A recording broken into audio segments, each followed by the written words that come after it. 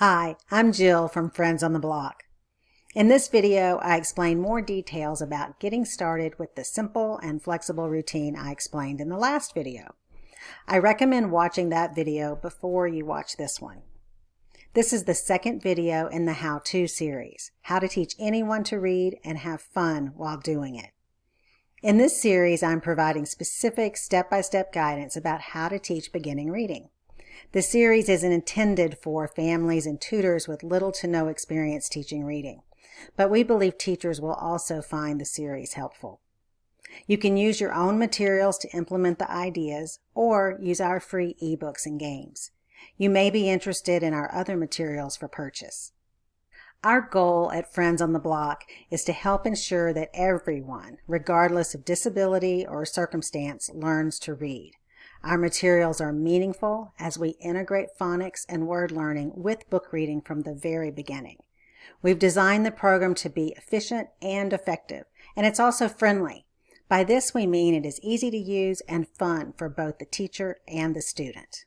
As I explained in the first video, the lesson routine has 3 parts: the warm-up, where you introduce skills or practice a new skill, the book reading, and then a learning game or learning activity.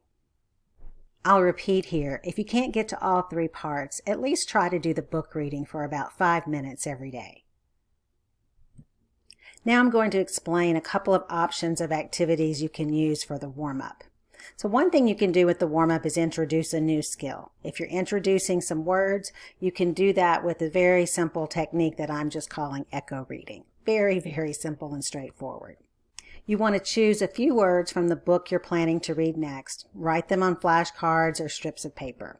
I've got some here that I'm going to model with that are from our program, our Read It words that are from the first level of Friends on the Block. The whole thing is just showing the student the word, telling them what the word is, and then they repeat the word back. That's it. So let me demonstrate. Listen. My turn. Do. Your turn. And the student says do. You could add in there what's the word. You can use your own language for giving the directions. Once you've done it a couple times, you probably don't even need to give the directions. You can just hold up the word and say do.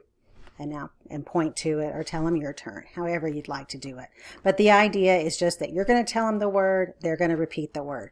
Do make sure they're actually looking at the word. I know that sounds kind of silly to say, but you want to make sure that they're doing that. The idea is not just to repeat what they hear, but to associate it with the word. And you're just introducing the words.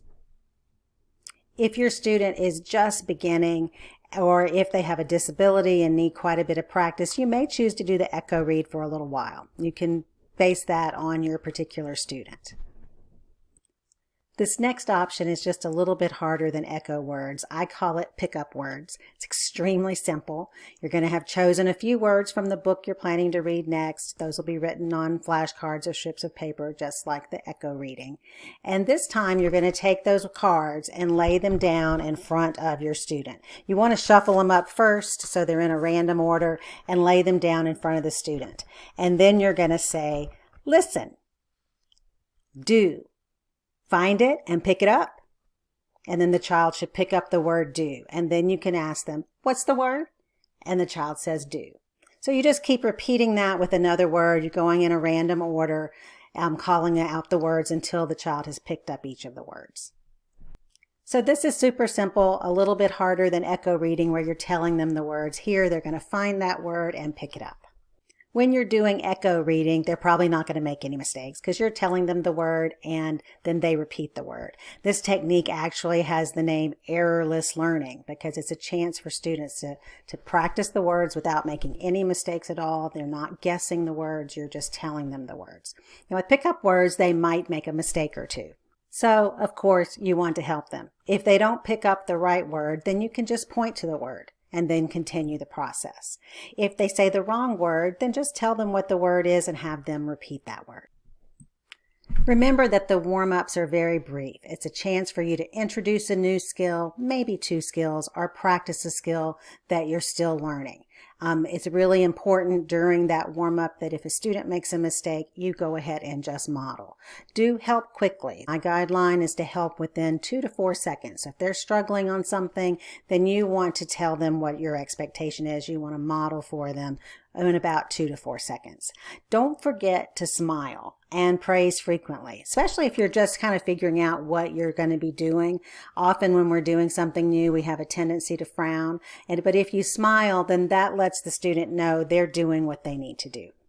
So I gave you a couple of examples of activities. We did echo read with words. You could also do echo read with letter sounds. And then I showed you pick up with words, and you could do pick up with letter sounds. Another activity you could do is sounding out just a few words.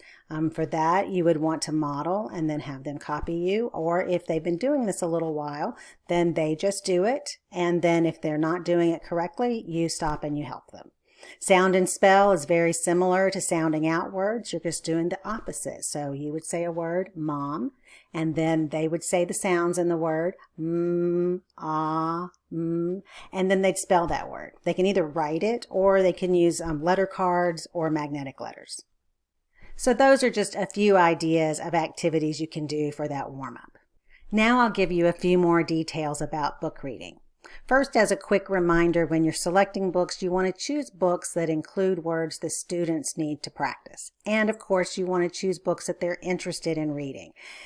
Give them as much choice as you can about what they're reading, but you do want them to practice specific words that they need to practice. In our program, we have a word list that could guide you with this. It tells you which words we're practicing in each level. It corresponds to the 14 levels that are in our program, but that's not the only sequence you can use. There are a number of different sequences out there, but it is important to have a sequence. Research actually tells us that you need to go in a logical order when you're teaching words and word patterns. Usually you want to take turns with your student reading. So you read a little bit and they read a little bit. This serves a number of different purposes. One advantage that's particularly important for beginning readers is it gives them a chance to listen to good reading. So you're modeling that good reading. It also gives them a chance to comprehend what they're hearing. So they're understanding what they're listening to. It's also important if a child is struggling because it means you're going to get through a book a little bit faster. It's just going to be a little more fun and engaging. It's a good idea to make your turn last a little bit longer if you notice that the student is starting to struggle or get tired or frustrated. So here you see some sample pages from a Friends on the Block Level 1 book. This is the helper text that's written in the gray background that's intended for a teacher or a tutor or a family member to read. And then the child reads what's in white.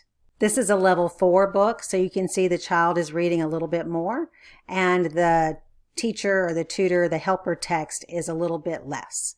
So we do use the helper text less frequently in our higher levels. Remember, the student should point to each word as it is read, especially in the beginning. It's really important that you require the student to point to each word, get them in the habit of that. That will help you follow where they are, and it will also help them with tracking until they're better at that. You also want to provide help quickly. I'm going to tell you a little bit more about that because it is super important. So if a student struggles with the word for about 2 to 4 seconds, just go ahead and tell them the word. Or if it's a word that you feel comfortable showing them how to sound out, then show them how to sound it out. When they get tired or frustrated, do more of the reading yourself.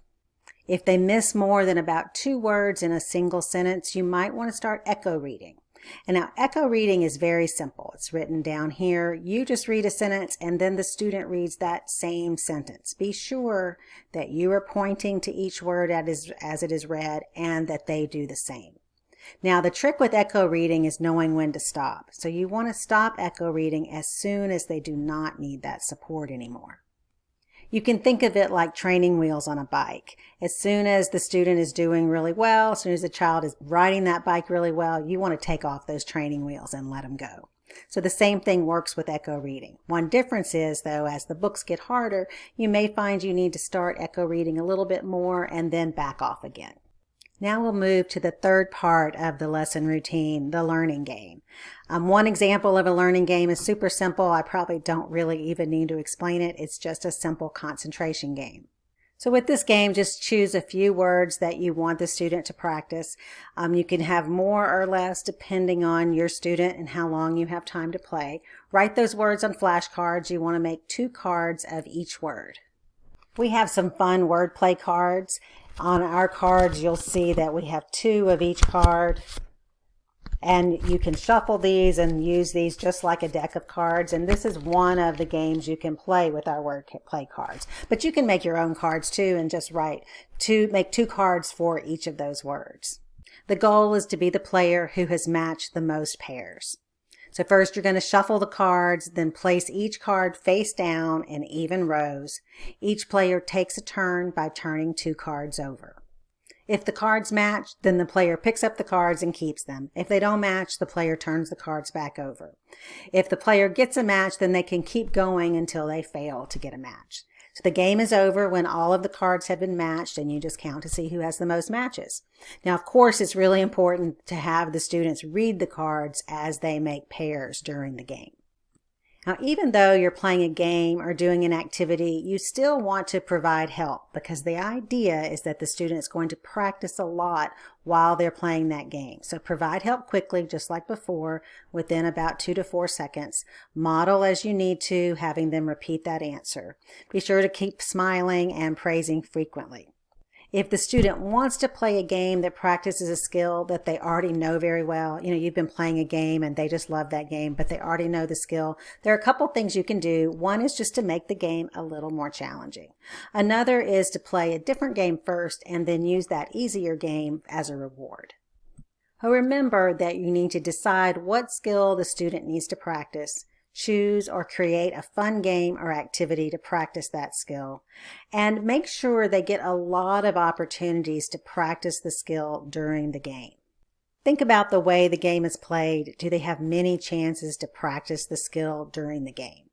If you and the student are playing by yourselves, then have the student do the reading on your turn too. And the idea is for them to practice. And if you get in that habit and that routine, they get used to that and they know to always read no matter whose turn it is. They get to practice reading. You do want to keep the pace brisk and lively, but don't rush. But if you go at a brisk pace, then they get more practice because you're going faster and it's just more fun. And of course, be sure you provide help quickly. In this video, I've given you more details about how to do the 3 parts of our lesson routine: the warm-up, the book reading, and the learning game or fun learning activity. Remember to keep that warm-up quick, just a couple of minutes, but do the book reading and the games for as long as you have time for. If you haven't already, watch the first video and I'll tell you more about these tips in that first video, and I also have a blog about the tips. Thank you so much for watching, and I do hope that you have found it very useful. If you have, tell other people about us, like us, follow us, share us, and subscribe on social media. If you're not already a free member, I hope that you'll become a free member on our website. With that, you get 17 free e-readers as well as some of our games, and we have monthly giveaways. Consider making a purchase. We have a premium digital plan where you have access to a lot of materials digitally. And we also have physical products. We have our books and games and instructional kits that are all ready to go. Thanks again for watching.